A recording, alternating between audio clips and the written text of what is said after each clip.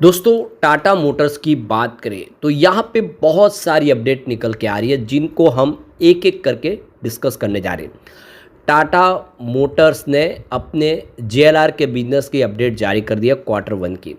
किस तरह से रहा प्रदर्शन, क्या आंकड़े सुधरे हैं या फिर गिरावट हुई है, उसको समझने की कोशिश करेंगे इस वीडियो के माध्यम से।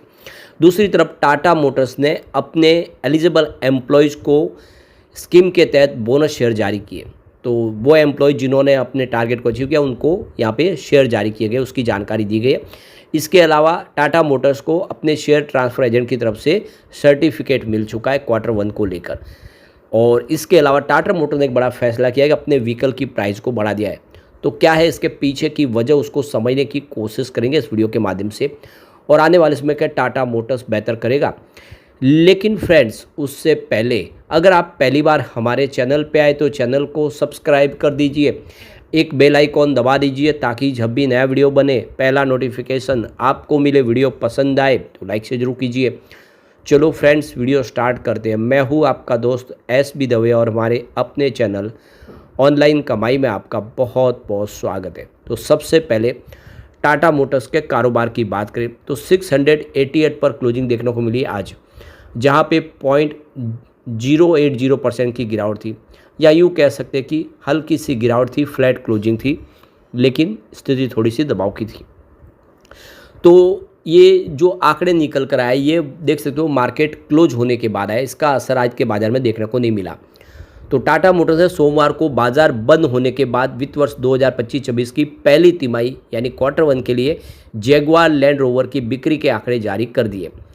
अमेरिकी टैरिफ के कारण कंपनी के वॉल्यूम पर असर दिखाई दिया है।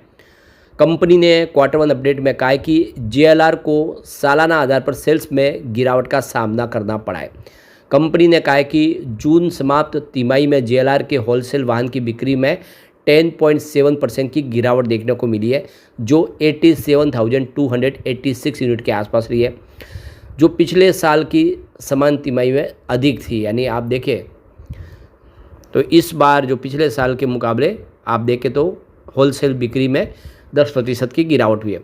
कंपनी की रिटेल बिक्री में भी 15.1% की गिरावट देखने को मिली है।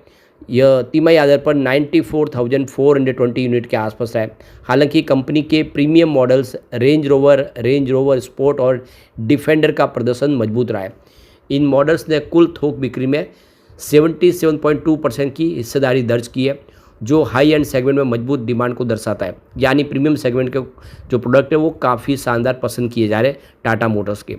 जेएलआर के इन आंकड़ों से संकेत मिलता है कि कंपनी का जहां कुल बिक्री में दबाव झेल रही है कंपनी, वही उनकी प्रीमियम रेंज की मांग अभी भी बनी हुई है और उसमें अच्छी डिमांड देखने को मिल रही है। तो इस बार उस नतीजों में भी उसका थोड़ा सा असर देखने को मिलेगा, दबाव वाला।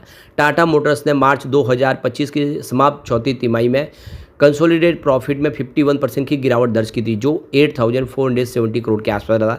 पिछले साल सेम क्वार्टर में ये देख सकते हो कि 17,407 करोड़ के आसपास था। तो प्रॉफिट में गिरावट हुई थी। कंपनी की जो कुल कंसोलिडेटेड आय है उसमें 0.4% की तेज़ी के साथ 1,19,503 करोड़ के आसपास रही थी, जो पिछले एक साल पहले अगर देखें तो 1,19,033 करोड़ के आसपास थी। यानी कंपनी की इनकम में हल्की सी वृद्धि हुई, लेकिन प्रॉफिट में गिरावट हुई। अब यहाँ पे जो बड़ी अपडेट निकल के आ रही है, टाटा मोटर्स के बोर्ड की मीटिंग हुई थी। आप देखें ये 7 जुलाई 2025 को आज ये मीटिंग रही है। डायरेक्टर ऑफ कंपनी की तरफ से ये मीटिंग बुलाई थी और इस मीटिंग का जो मकसद था कि जो अपने एलिजिबल एम्प्लॉयज़ है जिन्होंने अपने टारगेट को अचीव कर लिया है उनको शेयर जारी किए जा रहे बोनस के रूप में। तो ये देख दो कि यहाँ पे जो अलॉटमेंट हुई है यह लॉन्ग टर्म इंसेंटिव स्कीम के 2021 के तहत इनको शेयर जारी किए गए। ये 2,48,009 ऑर्डिनरी इक्विटी शेयर जारी किए गए हैं अपने एलिजिबल एम्प्लॉयज़ को, जिसकी फेस वैल्यू 2 रुपीज़ की है। तो यहाँ पे देख सकते कि 1,07,942 इक्विटी जो शेयर है वो 2 रुपये की फेस वैल्यू के हिसाब से जारी किए गए, जबकि 1,40,067 जो शेयर है वो स्टॉक ऑप्शन स्कीम के तहत 338 पर शेयर के हिसाब से जारी किए गए। तो देख सकते हो कि हर कंपनी लगातार अपने एम्प्लॉयज़ को खुश करने के लिए, उनको और प्रोत्साहित करने के लिए इस तरह से बोनस शेयर जारी करती है, जिससे वो आने वाले समय और तेज़ी से अपने कारोबार में अपनी क्षमता के हिसाब से काम कर पाए, अपने टारगेट को समय पे अचीव कर पाए। तो एक अच्छी गुड न्यूज़ है एम्प्लॉयज़ के लिए और इससे एम्प्लॉय आने वाले समय उनका मनोबल बढ़ेगा और वो तेज़ी से आगे काम को बढ़ा पाएंगे, जिससे कंपनी को भी फ़ायदा होगा। एक और जो बड़ी अपडेट निकल के आ रही है, जैसे कि आपको ये पता ही होगा कि Q1 अब शुरू हो चुका है, जल्द ही Q1 का रिजल्ट भी हमारे सामने आने वाला है। इसी को लेकर आप देख सकते कि जो एक्सचेंज को जानकारी दी गई है कि यहाँ पे MUFG in time India private limited, जो पहले link in time India private limited के नाम से जाने जाते थे, उन्होंने इनको सर्टिफिकेट प्रोवाइड किया है और वो उनके कंपनी रजिस्ट्रार और शेयर ट्रांसफ़र एजेंट है। तो जैसे कि हर क्वार्टर के पहले शेयर ट्रांसफ़र एजेंट से सर्टिफिकेट लेना होता है, उनकी तरफ से सारी की सारी जिम्मेदारी पूरी हो चुकी है। जो भी इस क्वार्टर के दौरान जो किसी भी शेयर होल्डर का काम था उसको कंप्लीट किया गया है। जो फिजिकल रूप से शेयर थे उसको डीमैट में कन्वर्ट कर दिया। ये सारी तरफ से उन्होंने काम अपना क्लियर कर दिया और इसकी जानकारी दे दी गई कि हम आपको सर्टिफिकेट दे रहे हैं, सारा काम हो चुका है, अब आप Q1 का रिजल्ट डिक्लेयर कर सकते हैं। तो एक तरह से अप्रूवल मिल चुका है, अपने शेयर ट्रांसफ़र एजेंट की तरफ से सारी जिम्मेदारियां पूरी हुई है। तो MUFG का कहना है कि हमने 30 जून 2025 तक के हिसाब से सारी की सारी जो हमारे जो टोटल जो काम थे वो हमने कंप्लीट कर दिए, सारा फिनिश हो चुका है काम, और इसीलिए हम ये सर्टिफिकेट दे के कह रहे कि यहाँ पे आने वाले समय कंपनी की तरफ से जो भी रिजल्ट आए वो लाने की तरफ वो अपने आगे बढ़ सकते हैं। तो MUFG की तरफ से उनको सर्टिफिकेट मिल चुका है। एक जो और बड़ी अपडेट निकल के आ रही है, टाटा मोटर्स की शेयर जो आप देखें तो व्हीकल की प्राइस जो 5 लाख से लेकर 19 लाख के बीच में इन कारों की कीमत में और प्राइस बढ़ गई है। तो ये चाहे वो टाटा की टिएगो हो या कर्व हो, सबकी प्राइस में वृद्धि हुई है।